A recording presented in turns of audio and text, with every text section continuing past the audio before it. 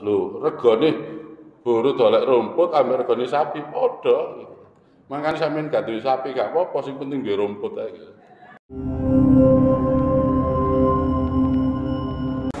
Assalamualaikum warahmatullahi wabarakatuh. Bismillahirrahmanirrahim. Alhamdulillahilladzi an'ama 'alaina bi ni'matihi tatimmu shalihat. Tsumma alhamdulillahilladzi anzala as-sakinata fi qulubil mu'minin liyazdadu imanan ma'a imanihim.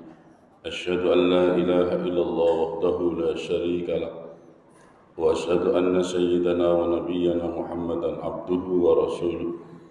Allahumma salli wa sallim wa barik ala sayyidina Muhammad wa ala alihi wa sahbihi wa man tabi'ahum bi ihsanin ila yaumil ma'ad, amma ba'd. Jamaah salat subuh rahimakumullah, bersama-sama mari kita lahirkan rasa syukur kita kepada Allah Subhanahu wa taala, di mana sampai saat ini walaupun kita banyak berbuat dosa, banyak berbuat maksiat, tapi Allah masih limpahkan nikmat karunia-Nya kepada kita, terlebih kesempatan dan kesehatan, sehingga karena nikmat itu pula kita bisa hadir di majelis ini untuk bersama-sama melaksanakan sholat jamaah subuh. Lalu kita lanjutkan kajian pagi hari ini. Mudah-mudahan apa yang telah kita lakukan ini diterima oleh Allah Subhanahu wa taala. Dan tidak kalah pentingnya, semoga kita senantiasa dijadikan orang-orang yang istiqomah untuk senantiasa ibadah kepada Allah Subhanahu wa taala, sehingga kita tidak bertemu dengan Allah kecuali dalam keadaan husnul khatimah. Amin ya rabbal alamin. Baik, pada kesempatan pagi hari ini kita lanjutkan kajian kitab Wasiatul Mustafa, bab yang ke-11, wasiat Rasul tentang hinahnya dunia. Bismillahirrahmanirrahim. Qala alaihi salatu wassalam, ya Ali, iyaka wa gulbatal mauti la yadhkuruna illa dunyahum. Faqala Ali, wa ma hum ya Nabi? Qala al-aghniya'u wa ashabud dunya ad-din tarahum muqbilina ala jami'iha ka'ikiyalil walidati ala waladiha wa ulaika humul khasiruna qadan. Rasulullah sallallahu alaihi wasallam bersabda, hai Ali, berhati-hatilah kamu terhadap orang-orang yang lupa terhadap kematian, orang yang ada pikirannya hanya harta dunia saja. Lalu Sayyidina Ali bertanya, siapakah itu wahai Nabi?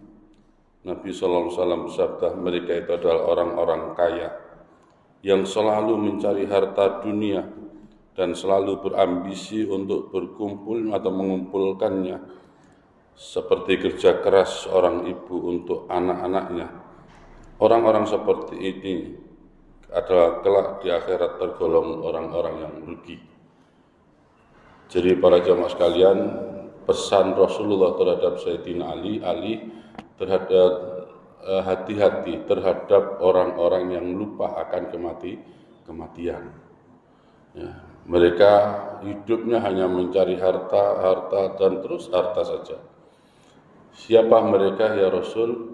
Yaitu orang-orang kaya yang hidupnya sekali lagi hanya untuk mengumpulkan harta, ya lupa bahwasanya dia akan tinggalkan harta itu. Sebab orang itu, para jamaah sekalian, akan menjadi seperti apa tidak lepas juga dari siapa yang dia kumpuli. Kalau yang dikumpul itu selalu ngomong tentang ibadah, nanti sedikit banyak hidupnya akan diwarnai oleh hal-hal ibadah. Kalau orang itu kumpulnya mikir bisnis terus, nanti secara tidak langsung pikiran kita ini akan diisi itu urip itu bisnis gitu aja terus. Ya. Coba lihat orang-orang nakal begitu, nek senengane ngombe, ketemu kanca lak cerita ngombe ya. Ini sip pokoknya lengkap, topi miring sak tambule begitu. ada ditambahi mention sisan dicampur. Itu nek cerita enggak wedhe. Kono sing nakal, gak seneng ngombe, seneng wedokan, cerita. Ndok ngene roh jumping ono barang anyar gak masalah, sip pokoknya. Akan seperti itu nanti. Ya. Sama nanti ketika ada orang yang selalu ketemu ngajak tentang ingat akan kematian. Iya ya. Awak dhewe iki gak urungane mati. Mbok suwe mbok dilungkas. Tapi sampai hari ini kita belum ada bekal untuk itu. Terus akan begitu. Nah, hati siapa yang kita kumpuli, setidaknya kita akan terwarnai. Maka di sini Rasul berpesan kepada Sayyidina Ali, ojo hati-hati Ali, termarang orang-orang yang lupa akan kematian. Mereka hanya mengumpulkan harta saja karena lupa terhadap kematian itu. Siapa? Diperjelas yaitu orang-orang kaya yang dia hanya mencari harta semata, ya, dan tidak pernah untuk menafkahkan daripada hartanya itu. Karena apa yang diingat pokoknya seneng dunia dikumpul. Nah, di dalam sebuah hadis yang lain Rasul menyampaikan inna likulli ummatin fitnatan wa fitnatu ummati al-malu. Setiap umat, kata Rasul, itu mempunyai fitnah. Dan fitnah untuk umatku al-malu, yaitu harta. Gak santri ini, gak kiai ini, gak murid, gak guru ini. Ya. Kenapa? Ini Rasul sudah menyampaikan. Nanti umatku akan mendapati fitnah besar, yaitu berkaitan dengan harta. Kalau dulu, Pak, mungkin rezeki itu sedikit, tapi keberkahannya luar biasa. Tapi sekarang yang namanya uang itu mudah untuk didapati, tapi rezekinya yang sangat-sangat berkurang. Turfa'ul barakati min kasbihim, hasil dari usaha mereka diambil keberkahannya oleh Allah. Dulu orang ketemu orang itu merasa aman. Sekarang orang ketemu orang itu malah menakutkan. Ya. Coba biyen sampean nang sawah begitu ya. Sepeda terus ditekek di pinggir sawah. Ditakoni ambek bapak, sepedamu mang yo apa wis dikunci ya? Aman Pak, ana wong kok nang kono. Itu aman. Saiki sampean sepedaan sepi-sepi terus marune dadak ana wong ya. Ya apa iki kok ya. Malah khawatir saiki wong ketemu wong iku malah khawatir. Ya. Dulu rezeki sedikit tapi berkahnya luar biasa. Maka sampai karena sedikitnya harta, tidak sedikit orang itu yang mungkin sakit karena kekurangan makan. Sekarang harta itu banyak orang yang sakit justru kakean. Nah, itu coba dirasa-rasa aja seperti itu ya. Nah, terlebih ini adalah ngomong tentang harta. Harta itu adalah fitnah khusus umat Rasulullah. Padahal para jemaah sekalian, kalau kita ingat tentang hakikat daripada harta, lau kanatid dunya ta'dilu indallahi janaha ba'udatan ma saqa kafiran minha sarbatan ma'in. Andai kata harta itu ada nilai di sisi Allah, ya, sebesar sayap nyamuk saja, niscaya Allah tidak akan berikan air minum, ya walaupun hanya seteguk terhadap orang-orang kafir. Ini artinya apa? Berarti harta itu sama sekali tidak ada nilai di sisi Allah, kecuali harta yang ditasarufkan atau digunakan pada jalan Allah. Ya. Para jamaah sekalian yang dirahmati oleh Allah, coba kita pikir-pikir selalu ya, apa sih tujuannya kita mencari harta ini? Kalau hanya untuk kebanggaan, kadang-kadang ada orang itu mencari harta hanya untuk kebanggaan. Kerja keras, lalu beli tanah, dibangun rumah, terus punya uang lagi, tidak hanya beli tanah, tapi ada rumah dijual beli lagi. Datang ke masjid cerita sama temannya, ya. Alhamdulillah wingi awak dhewe ana barang murah nang ngene mer kono tak tuku. Ya, beli mobil cerita. Sampai di mana-mana tanahnya, mobilnya di mana-mana. setelah itu datang kematian. Coba kerja keras, ngewedu, barang wis ngelumpuk, ditinggal dan tidak memberikan manfaat sama sekali sama orangnya. Kira-kira rugi enggak ini? Rugi. Ya, sehingga Yahya bin Mu'ad Ar-Razi katakan tuba liman tarokat dunya qabla an tatruka. Beruntung orang-orang yang ia mencari harta. Ya, lalu harta itu ia tinggalkan dan ya, harta itu ia tinggalkan sebelum ia tinggalkan harta itu sendiri. Maka beruntung orang-orang yang dia mencari harta. Tapi dari hartanya itu sebagian dia titipkan di masjid, sebagian mungkin dia bangun yaitu TPG dan sebagainya. Ya. Sehingga ketika mati, si ono oleh-oleh nyambut gawe, alhamdulillah awak dhewe gak rugi rek nyambut gawe gedung-gedung rupa masjid. Alhamdulillah gak rugi rek nyambut gawe gedung-gedung rupa musala. Alhamdulillah gak rugi rek gedung-gedung nyambut gawe digawe biayai anak-anak yatim untuk bisa sekolah. Setiap kali ya, orang yang taruhlah sudah meninggal dunia nanti dikubur, Pak.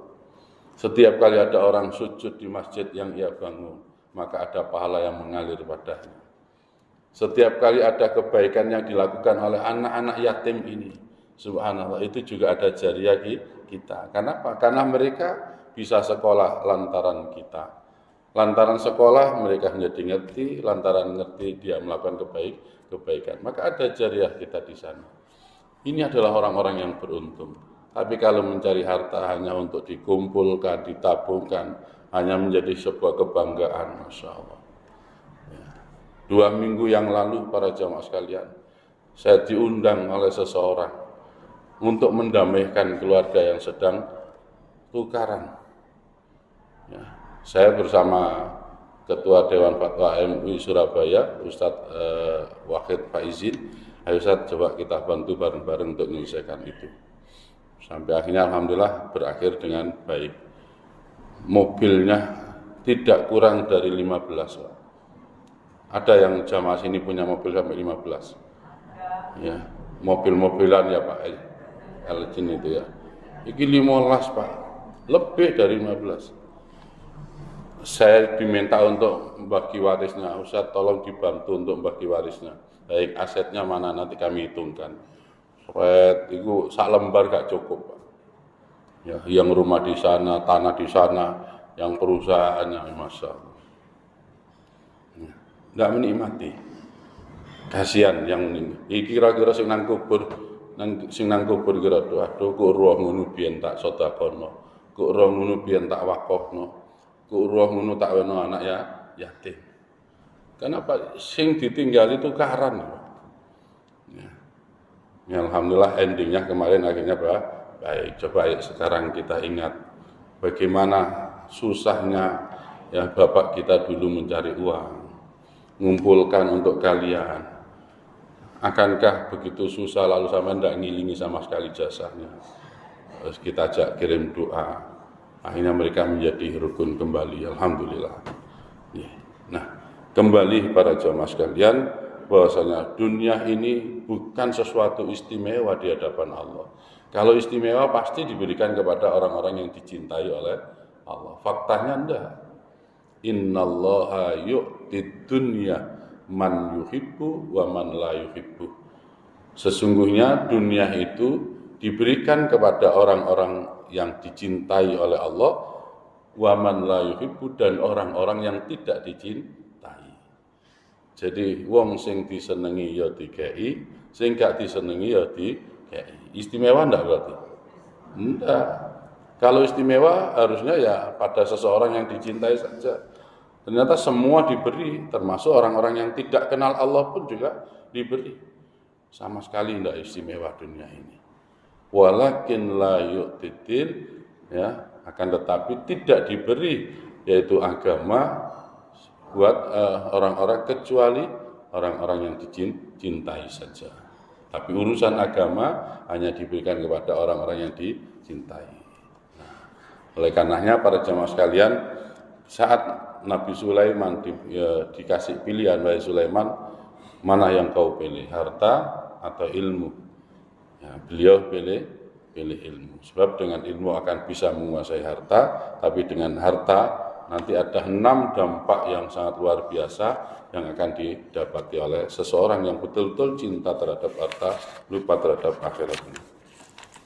Apa 6 perkara itu, para jemaah sekalian? Berawal dari sebuah hadis, hubbud dunya ra'su kulli khati'atin. Cinta terhadap dunia ini menjadi pangkal segala kesalahan. Kenapa cinta dunia itu pangkal daripada kesalahan? Ada tulisan di sini, itu 6 hal. Yang pertama, orang-orang yang cinta terhadap harta itu akan mendorong untuk mengagungkan dunia. Jadi koyo-koyo wis gak ono maning kejaba dunia yang ia miliki. Sampai Allah itu sudah terlupakan. Dia kaya seolah-olah hasil kerja kerasnya, seolah-olah hasil kerja cerdasnya, tidak ada peran di sana. Ditakoni sampean kok iso ya duwe omah sampai apik kayak ngene. Kok iso ya duwe duit sampai akeh. Ya. Kalau Nabi Sulaiman ditanya seperti itu kan hanya katakan ada min fadli Rabbi, ini hanya pemberian Allah.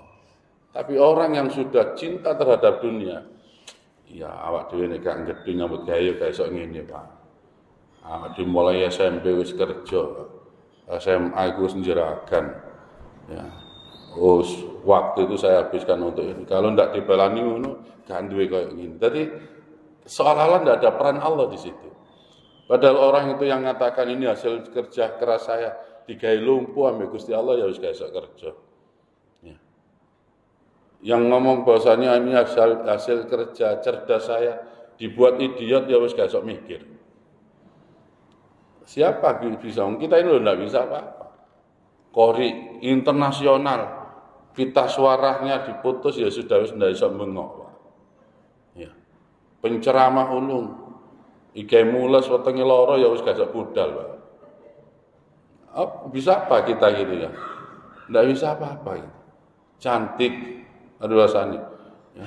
Ini nanti dirusak sedikit aja mungkin kena apa air keras atau apa ya wis elek, wis hilang cantiknya.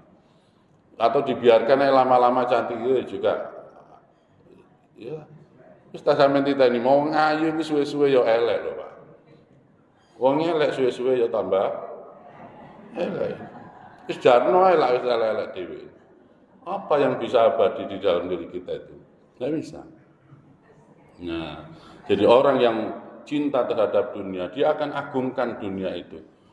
Menjadi kebanggaan, bikin. Padahal secara rasa, Pak, secara rasa. Duwe piro wae dunia niku, itu buat pemiliknya sudah biasa kok. Kita saja yang lihat, gede ini rek omah iku. Yang lihat, Pak. Sing duwe lho wis biasa. Iya toh? Dulu sebelum kita punya mobil, rasanya kepingin tuku mobil. Kapan yo terus itu. Akhirnya iso kredit mobil. Baru bisa beli itu senengi luar biasa, Pak, sampai syukuran barang. Kok oleh setahun ini wis baga kepanasan, baga hutan entek kayak ngarepe omah itu. Padahal orang lain tuh masih lihat gini, aduh emane rek mobil itu. Tapi sing duwe itu wis biasa. Rumah besar itu kan sing nyawang, Pak. Masalah enak rek omahe gede, strategis lagi. Lah sing duwe lho wis biasa. Malah kadang-kadang pegel kok sing duwe. Ya, kok ruang ini biyen lapo nggih omah gede-gede ngene iki nyapu tok ae ketisu sampai awan. Ya repot kan. Wah, akhirnya gak mentas terus cari pembantu rumah tangga, bayari. Karena bayari, nah, supaya ada uang untuk bayari akhirnya kerjain nambah. Hidup itu sebenarnya semuanya berimbang kok, Pak. Semuanya berimbang. Ya, sampai nanti punya uang banyak. Keseimbangannya apa? Nanti keluarnya juga banyak. Setanya yang pensiun ini. Dulu punya uang itu 15 juta, 20 juta. Itu ya pas-pasan. Saiki pensiun dari 1,5 juta itu ya tetap pas-pasan. Iya toh? Biyen kepinginane akeh barang pensiun lho gak kepingin blas, Pak. Ini gak kepingin, sehingga uangnya sedikit ya cukup aja, gak kepingin apa-apa. Bener ya? Kalau di desa itu orang banggakan sapi. Sampeyan hitung piro regane sapi? Oh, anggaplah 14 juta. Lha itu 14 juta wong dolek rumput sampeyan nek kapan mburuhno dolek rumput itu. Itu 20.000, Ibu. 20.000 itu kalau kali setahun 36 ya 360 hari ya. Itu kan berarti sudah 7.200.000. Kalau 2 tahun berarti 14.400.000. Lho, regane buru dolek rumput ambil regane sapi padha gitu. Makane sampean gak duwe sapi gak apa-apa, sing penting duwe rumput ae gitu. Ya. Sama kok. Coba lihat orang-orang kerja itu. Kerja terus anaknya dititipno gitu ya. Kerja terus anaknya dititipno bayaran 2 juta. Hitung-hitung, iya sak minggu susune anak sak mini. Engko sabune sak mini, ngekeki sing ngomong sak mini. Dihitung-hitung tibae padha pengeluaran digawe momongno anake ambek dhewe oleh kerja. Lho padha-padha ngono kan dimong dhewe sakjane. Nah, cuma orang itu beda kan. Cara mikirnya juga tidak selalu sama dengan kita. Nah, ya. Jadi kembali yang pertama orang itu kalau sudah hubbud dunya, nek wis seneng ambek dunya, maka dia akan selalu diringani, terdorong dengan mengagungkan dunia. Jadi tolak ukur dia hormatnya seseorang, mulianya seseorang itu karena hartanya. Padahal harta itu tidak ada nilai sama sekali di hadapan Allah. Karenanya kita tidak boleh menghormati seseorang karena hartanya. Jika ada orang menghormati seseorang karena hartanya, maka Allah tidak akan tambahkan kecuali kehinaan.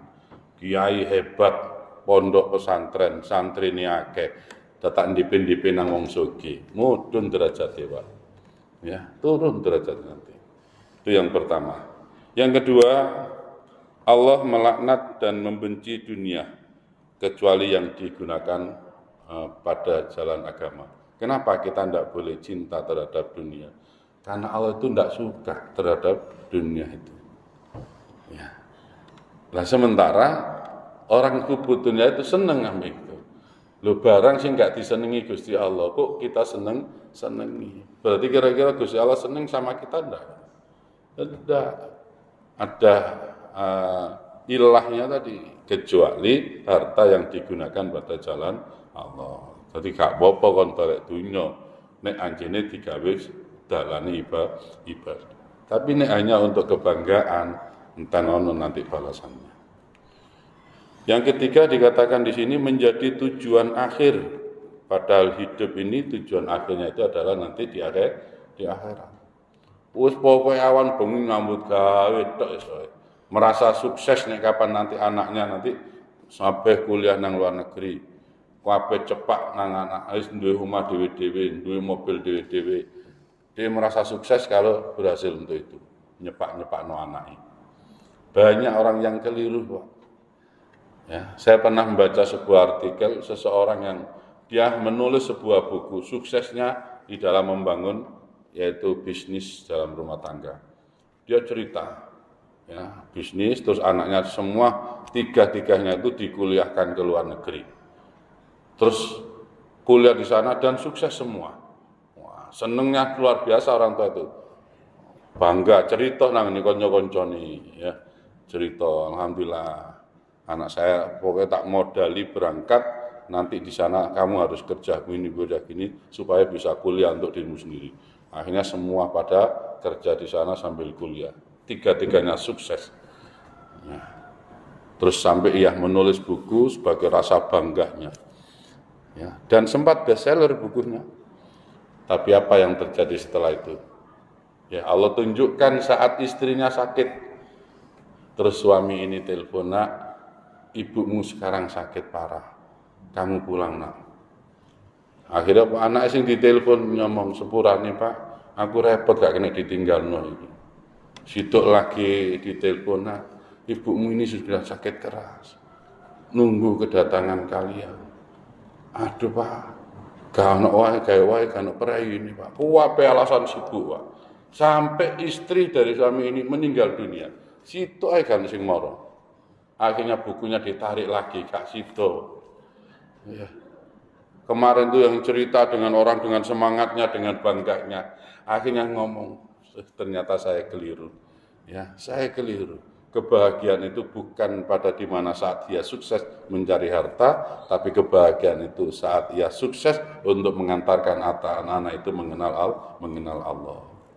Dan cinta dunia itu membuat kita lupa terhadap Allah. Bukan di dunia ini tujuan akhir kita. Dan orang cinta dunia itu kan bagaimana nanti orang lihat, rumahnya besar, lihat itu kan. Nah, padahal tujuan akhir hidup ini bukan kehidupan di dunia ini. Di dunia ini hanya sesaat saja. Yang keempat, menghalangi urusan akhirat. Kenapa cinta dunia itu dilarang? Karena dengan sibuknya cari dunia, akhirnya apa? Menghalangi urusan akhirat. Biyen sik durung nyambut gawe jamaah, sik melok ngaji, barang mareng nyambut gawe, ya. Atau contoh kecil begini, ada orang jual sayur, ya di rumahnya di depan begitu jual sayur, berangkat habis subuh nang pasar Paing begitu Pak, kulaan, ya habis subuh nang pasar, terus pulang dijual jam 7, jam 8 sudah habis istirahat. Ngerasa laris, akhirnya tempatnya dilebarkan, ya, dagangannya ditambah. Lama-lama, waduh, iki nek budal mari subuh gak nututi. Jam 12 wis budal nang pasar kulaan. Ya. Kira-kira subuhane nanti Pak. Nang pasar ya, sing sholat. Yang ndak sholat banyak. Ayo sesekali sampean ke pasar Paing, enggak usah jauh-jauh, ke pasar Paing gitu. Itu buahnya orang-orang terus kulaan. Kalau saya mikir begini, aduh uripe sakno ya. Mulai tiap hari jam 12 sudah ke pasar, jam 1 sudah ke pasar. Terus nanti habis aja kita jam 5 keliling. Sholatnya kapan begitu ya. Terus marung hasil uangnya ya wis untuk sekedar untuk makan. Ya. Terus besok yang juga seperti itu terus gitu.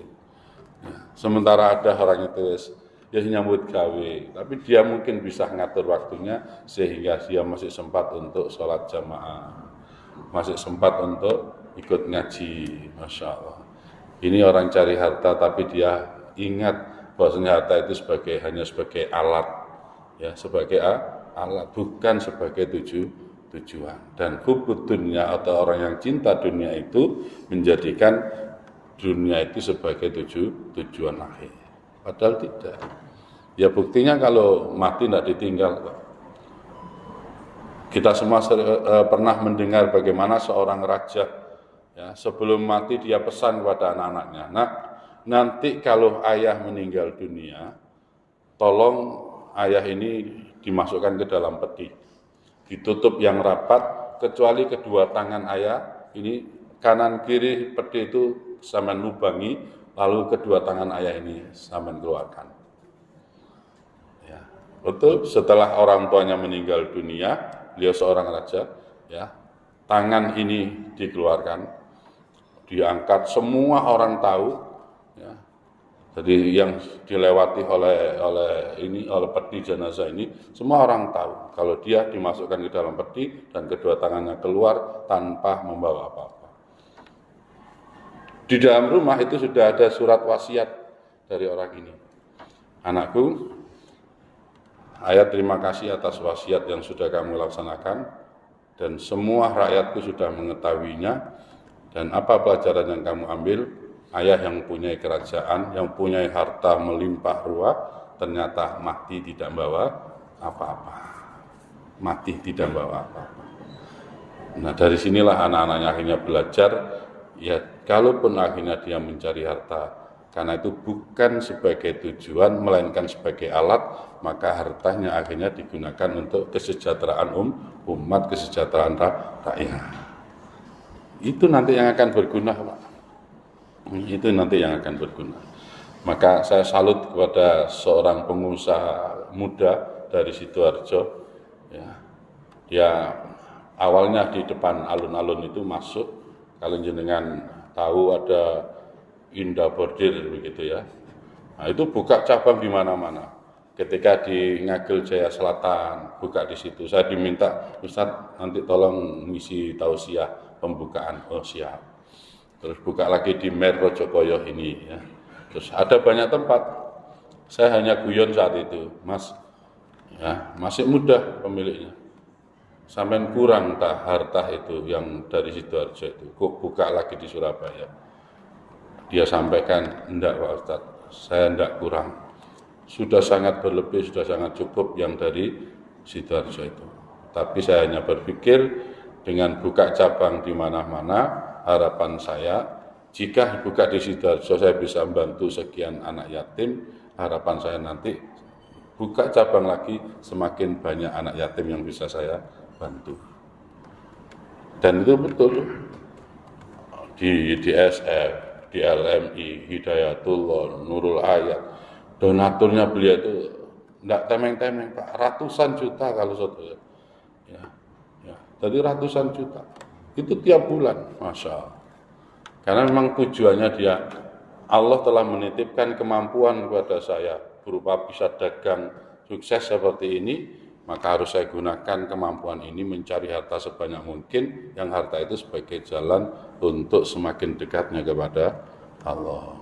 Kalau itu yang terjadi, Joshua, ya, mencari banyak harta untuk bekal akhiratnya. Tapi orang hubud dunia tidak mencari harta hanya untuk kebanggaan di dunia.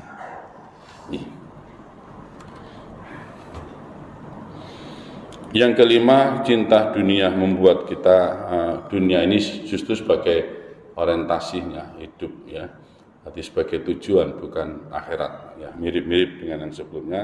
Terakhir, ya, ingat kenapa hubbud dunia itu dilarang oleh Allah? Karena membuat kita ini hidup setidaknya 3 hal. Ya, ada beberapa hadis itu menyebutkan siksa daripada cinta itu 3 tahap. Yang pertama, di dunia ini orang yang hubbud dunia itu pasti susah, Pak. Pasti susah. Awan bengi digawe nyambut gawe, sementara sampean wis kelesetan. Ya, susah. Umai gede, otomatis ngeramuti tambah nemen. Tadi malam saya ngaji di Waru Gunung sama ibu-ibu. Ya, karena yang saya hadapi ini rata-rata wong gak duwe, Pak. Ya, dan saat itu ada celutukan gini, enak ya Ustadz ya dadi wong sugih. Enggak Bu, enak sampean tak orang ini. Enak sampean. Loh kok enak aku? Gini. Kalau jenengan diajak orang kaya keluar bawah mobil, kira-kira mobil sampean apa mobil wong sing sugih? Di mobil wong sing sugih. Terus sing nukono bensin, nggih sing duwe mobil. Lah sing nyetiri, nggih sing duwe mobil. Terus nek sampean dijak mampir mangan sing bayari sapa? Nggih sing duwe mobil. Berarti enak ndi, Bu? Kira-kira nanti loh. Sampeyan kari lungguh tok Pak, gak melok nyetir, gak melok tuku bensin, ana rusak ya gak mikir. Gitu. Mangan ya wis gak melok bayar. Ayo berarti enak ndi sing sugih apa sing larat? Iya. Itu karena sing saya hadapi tadi malam wong gak duwe, Pak. Lah nek sing hidupi sing duwe, siji maneh ceritane. Enak sampeyan iki Pak dititipi dunya rada akeh. Sehingga iso nyenengno wong sing gak duwe. Sampean ngejak seneng itu ya pahala. Tuku bensin paribasane entek 200, itu kebaikan yang Allah pasti akan lipat gandakan pahalanya. Sampean nyetir itu amal soleh sampean kabeh. Ya kan tergantung sapa sing didepi Pak ngomong iki. Ya. Berarti nek kayak gini enak sing sugih apa sing melarat? Enak sing sugih gitu. Ya. Jadi ternyata wong melarat niku ya enak, wong sugih ya enak. Bergantung noto hatine mau. Nah, maka wong sugih sing orientasinya bukan akhirat, tuas kesel, Pak, kesel. Mulai nom sekolahe nggawa wetu, oleh penggawean nggawa wetu, ngambil lembur, ambek duwe anak buah, nglumpuk bondoe, mari ngono ditinggal gak manfaat. Sewara mari ngono gak ngrasakno blas. Ya. Dunya marino mati, dunya digawe rebutan ahli waris. Bojone dirapi tanggoe. Omah sing dibangun apik niku. Ternyata wis mari gak melok nggoni tangga sing ngrabi bojone. Ya apa kok. Kira-kira malaikat iku ndelok ambek ngene kapok akon. Ngene lho. Kapok akon. Dolek gedung-gedung digawe bangun omah saiki omahmu dileboni nggone tangga sing rabi bojomu. Bojo biyen ansale niku butek ngono tekan desa. Akhire dadi glowing. Ya, gila wis bersih. Wis kari bersih ni dadak dipek tangga. Tambah seneng apa tambah nelongso? Nelongso. Wis nelongso. Masyaallah ya. Itu. Yang kedua, dunia tidak dibawa ke dalam kubur. Nah, jadi kenapa? Ya, siksa ini tahap yang kedua nanti di kubur kita tidak mendapati manfaat sama sekali. Dan nanti di akhirat yang ketiga, ya siksa susahnya karena hisabnya yang sangat besar. Ojo maneh wong elek, wong apik niku lho nek kapan dunya akeh, mlebu surga kari kok. Lalu diperiksa ambek malaikat iki tekan di gawe apa mau tambah akeh dunianya maka nanti hisabnya semakin besar gak mlebu surga wong ditakoni terus saya Pak lah sing gak duwe apa-apa nih ya dia kaya tapi titip nang salat titip nang masjid wis gak ditakoni wong gak ana sing digawa ya kok tinggal ndak ngene akhirat malaikat pun dititipan kula sinten masjid oh beres iki serupa bangunan ya dan seterusnya. Ini ayo kita angen-angen. Iya ya. Awak dhewe mumpung gurung, Mbak. Bolehlah kita ini nyiapi untuk anak-anak kita, tapi kita juga harus punya tabungan sendiri. Ojo kabeh diweno anake, wis kadung diweno, tibake anake gak ngerti blas. Ketun awak dhewe nangen mulai kuburan durung nang akhirat sik ndok kubur kan. Iya kok ruh ngene akhirnya matur Rabbi laula akhartani ila ajalin qarib. Ya Allah tolong berikan kesempatan kepada saya untuk hidup sebentar saja ya Allah. Ya, sebentar saja. Jika kau beri kesempatan ya Rabb, fasaddaqo maka akan aku sedekahkan hartaku ya Allah. Wa aku minas sholihin dan aku akan menjadi orang yang baik ya Rabb. Malaikat ndelok sambate sampean tekan ndukur akhire ngomong kaseb. Yesus. Kaseb. Coba. Nah inilah kenapa soro Pak nanti. Para jemaah sekalian yang dirahmati oleh Allah, coba lihat lagi. Nanti ada di beberapa hadis itu bahwasanya orang-orang yang cinta terhadap dunia itu, ya, Rasul menyampaikan man lahija qalbuhu bi hubbid dunya atta qalbuhu minha bisalasin. Hammi la yuhibbuhu wa khirsun la yatrukuhu wa amadan la yudrikuhu. Tiadalah cinta dunia menguasai hati seseorang kecuali dia akan diuji 3 hal. Jadi tidak ada seseorang yang mencintai dunia kecuali dia akan mendapati 3 ujian. Apa 3 ujian itu? Yang pertama, keinginan yang tidak pernah berhenti. Duwe siji kepingin loro.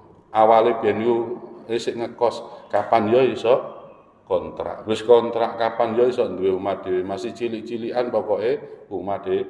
Duwe temen cilik. Kira-kira wis leren ndak? Kepingin sing gede. Gede kepingin ditingkat. Kok mari ngono wis tingkat sik kepingin nggon maneng. Jagani iki. Ndak akan pernah berhenti keinginannya. Jadi tidak ada seseorang yang cinta dunia kecuali akan diuji 3 hal. 1, keinginan yang tidak pernah berhenti. Duwe gelang situk kepingin telu kepingin 6. Ya. Ngomong nang sing lanang Mas, iki nek 6 ngono tambah apik iki Mas. Padahal wis duwe keroncong 3 Pak. Kok marono teng kiwa wis ana njaluk sing teng tangan. Rungkut harapan insyaallah ndak ada lah ya. Yang model-model ini ndak ada. Maksudnya tidak ada yang ngaku gitu loh. Ya. Yang kedua, kemiskinan yang tak akan mencapai kecukupan.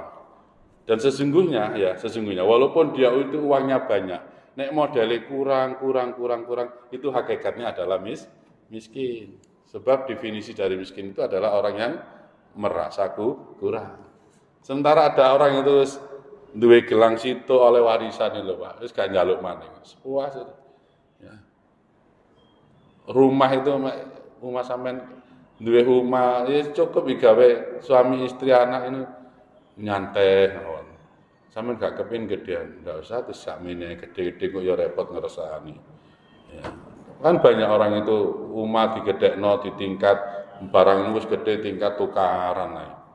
Sing lanang diseneni terus ae. Sampeyan enak kari lungguh, gak tau ngrewangi resik-resik. Awak dhewe ketisuk. Biyen sapa sing gedekno iku? Ya. Dua anake mlebu omah diseneni. Wong tuwa durung mari resik-resik mlebu jare. Wah kira anak isu-isu dolen gak mulai-mulai. Nek mlebu gak oleh, Pak. Wong resik-resik durung mari wis dikotori maneh. Kan gitu nanti. Nah. Jadi ini tidak akan pernah merasa kemiskinan yang tidak pernah berhenti terus kurang. Sementara ada orang itu uangnya sedikit tapi sudah merasa cukup, berarti dia lebih kaya. Kan logikanya kan begini, punya uang 1 juta tapi butuhnya 1,5 juta, utang loh. Sementara ini punya uang 50.000, ya, akan di 1 juta sampai 50.000, 1 juta. Tapi ternyata butuhnya cuma 20.000. Sosok berarti sugenti, Pak. Sing 1 juta apa sing 50 gitu loh. Ternyata ya saya mendapati di sana. Dulu ada orang kaya betul, Pak. Kaya, rumahnya juga besar, mobilnya 4. Besar betul di daerah Kepo Kiriman. Terus jatuh miskin, sekarang dodolan kok warkop. Warkop. Nah, tapi sekarang dia hidupnya lebih tenang. Alhamdulillah lebih tenang. Kula biyen ngurusi mobil, ngurusi rumah, ngurusi karyawan. Saya kena sempat nang warung nunggu warkop. Kok wayahe adzan ditutup. Saya nak biyen kate nutup eman, Pak. Ono bisnisan eman. Nah, ini bukan berarti kita tidak boleh kerja keras, tidak boleh banyak usaha, enggak. Kalau itu bisa seperti orang Sidoarjo tadi kan luar biasa. Aku nyambut gawe ya supaya banyak divisi nanti sehingga banyak yang bisa dibantu. Banyak uang sehingga banyak kemanfaatan yang juga bisa diberikan. Terakhir, kesibukan yang tidak lepas dari kelelahan. Akhirnya apa? Ya, duit kos-kosan. Ada orang itu suka kos-kosan, di duit itu kok kos-kosan, di duit itu kok kos-kosan. Uripe bendina iku Bu digawe mikir kos-kosan gitu. Iya. Nang Malang, Bu, besok wae rutinan bisa ikut. Aduh sepurane meneh wayahe ngontrol kos-kosan sing Malang iki. Malang. Kok minggu maneh nang Jember. Kok liya dina maneh nang Trunajaya kono. Pokoke anggere ana kampus di situ ada peluang untuk buka kos-kosan. Jadi uripe bendino digawe ngawasi kos-kosan, ngalang-alangi satpam itu, Bu. Itu masalah pegel bikin villa besar di Terawas sampai 7.000 meter dibangun miliaran. Wis dadi lho gak tinggoni, Bu. Akhirnya nyuruh orang untuk merawat. Ya toh. Jadi akhirnya apa sing nganggoni ya perawatnya tadi. Ana kolame sing ngedusi ya gunung. Lampu murup sing manfaatna muripe lampu ya pembantu nih. Ya, marono kamar enak sing nuroni ya gunung. Jeragane sak wulan pisan durung karuan. Iki kene bendina akhire turu villa. Ngono kuwi sik dibayari maneh. Lho kan enak. Sing pegel ngono sing kene ngene. Ya. Nah, ya. Jadi ini kesibukan yang tidak lepas dari kelelahan. Iku sing seneng kos-kosan, mikir kos-kosan. Wong desa senengane sapi. Yang jadi kebanggaan, iku soge, iku sapine ana 13 nih. Padahal sapi iku sing bener 8, Pak. Ya. Nek wedhus 35. Nah, sapine akeh. Coba, akhire uripe bendina digawe ngramut sapi ae. Mari sembayang subuh tes wis nuntun sapi dikonang kali diadusi. Terus sampai sing nyawang ini ya bersih sapi ini ya timbang sing duwe. Ngono sampe ngono bareng. Masalah. Ya, sawara ya soro. Wong kubutunan niku sawara, Pak. Ngetut nutunya terus. Dia akan terus disetir sama hartanya. Ya, beda kalau orang yang ngerti ya. Ndak perlu repot-repot ngurusi. Ya. Ini saja barangkali yang bisa kami sampaikan. Kesimpulannya ya kita boleh untuk mencari harta, bahkan sebanyak mungkin. Api ono tabinya, yaitu sebagai sarana untuk mendekat pada Allah. Tapi kalau hanya untuk kebanggaan, maka akan melelahkan diri kita, dan itu pertanggungjawabannya luar biasa. Sehingga Rasul katakan, khaffif himla fa innal aqabata ka'udun. Ringankan beban muatanmu, karena gunungnya sangat terjal. Artinya apa? Harta yang kau bawa itu sudahlah, lepaskan. Karena pertanggungjawabannya nanti akan berat itu, akan berat. Rasul itu bukan tidak pekerja keras, para sahabat bekerja keras, tapi beliau meninggal dalam keadaan miskin. Tidak ada yang dipertanyakan oleh Allah, sehingga pantas karena kan sing ditakoni Rasulullah mlebu surga di ya. Kita tutup dengan doa kafaratul majelis. Subhanakallahumma wa bihamdika asyhadu an la ilaha illa anta astaghfiruka wa atubu ilaik. Akhir kalam, ihdinas siratal mustaqim. Assalamualaikum warahmatullahi wabarakatuh.